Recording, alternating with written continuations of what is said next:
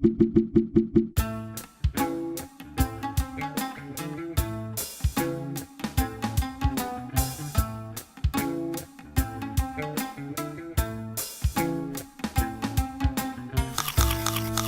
suis le professeur Patrick Vexio, je suis chef de service de diabétologie et endocrinologie à l'hôpital Saint-Louis d'une part, et d'autre part j'interviens souvent aussi en tant que médecin comme secrétaire général de l'Association française des diabétiques.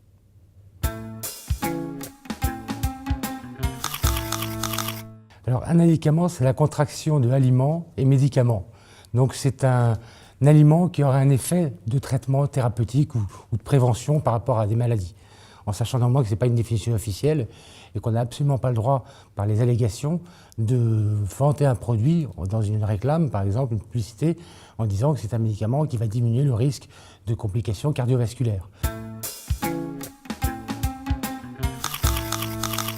On va utiliser la propriété d'un produit spécifique dans l'aliment, éventuellement l'enrichir. Alors je vais prendre un exemple.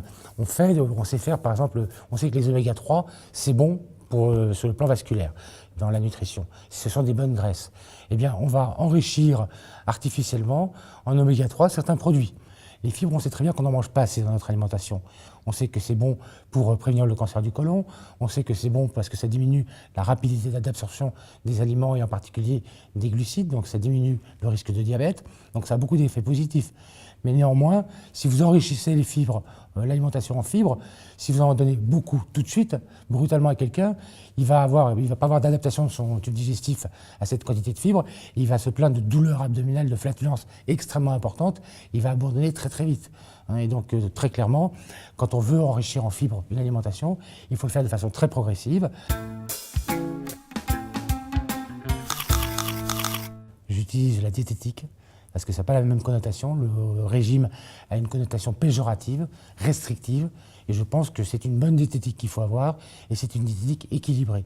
Et donc par rapport à l'alimentation d'il y a quelques décennies où les gens mangeaient de la viande, par exemple, matin et soir, maintenant, une fois par jour, ça suffit.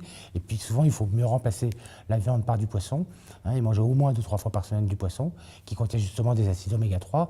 Et finalement, c'est peut-être mieux de manger des acides oméga 3 dans des poissons, dans de la sardine, dans du maquereau, ou dans du saumon, que de les manger sur une tartine avec du beurre et un goût de rance qu'on va avoir sur le beurre artificiel enrichi en oméga 3. Et puis il faut manger des légumes. Les légumes, ça apporte aussi des fibres.